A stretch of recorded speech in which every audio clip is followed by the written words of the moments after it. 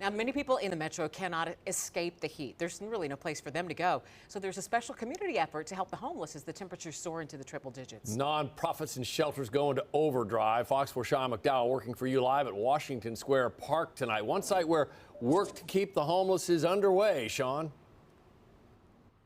Lauren, John, we are told by those advocates for the homeless that this is considered an urgent matter, that so many people just cannot escape from the heat, especially when it gets this high.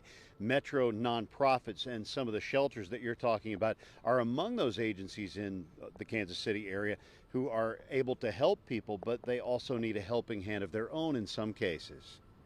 This is really one of those life and death things. Staying hydrated in this ongoing summertime heat wave isn't easy for everybody. It goes fast. At Shelter KC, Eric Berger watches his supply of donated bottled water build and fall depending on demand.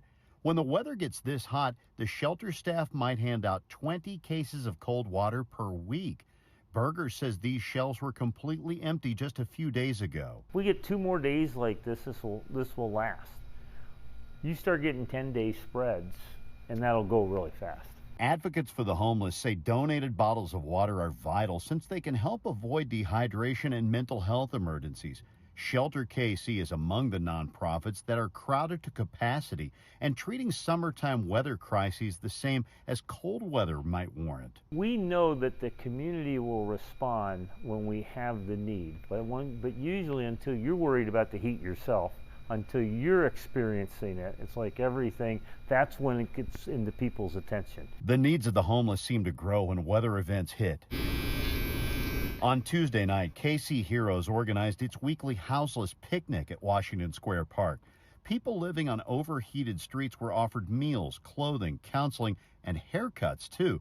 KC Heroes director Jennifer McCartney says the public should be concerned about these people during heat waves. It's over 100 degrees.